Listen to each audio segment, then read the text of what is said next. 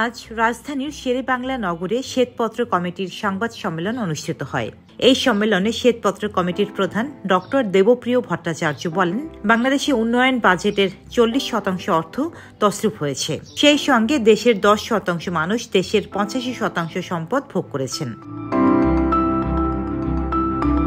তিনি বলেন, দেশের অর্থনৈতিক ও রাজনৈতিক স্থিতিশীলতা নিশ্চিত করা না গেলে দীর্ঘমেয়াদী সংস্কার কার্যক্রম করা যাবে না। পরবর্তী জাতীয় বাজেট আসার আগে দেশের অর্থনৈতিক সংস্কারে বর্তমান সরকার কি কি উদ্যোগ নেবে সেগুলোকে স্পষ্ট করতে হবে, আরও দায়বদ্ধতা আনতে হবে।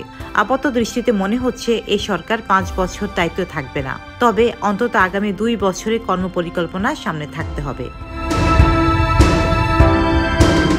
এর আগে দেশের অর্থনীতির সার্বিক পরিস্থিতি খতিয়ে দেখতে অন্তর্বর্তী সরকার শ্বেতপত্র প্রণয়ন কমিটি গঠন করে। শেখ হাসিনার নেতৃত্বাধীন আওয়ামী সরকারের সময়ে গড়ে প্রতি বছর 16 বিলিয়ন মার্কিন ডলার পাচার হয়েছে।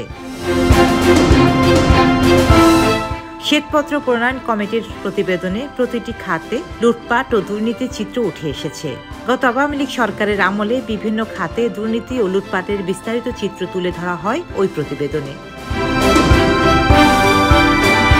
ডেস্ক রিপোর্ট, সাম্প্রতিক দেশকাল।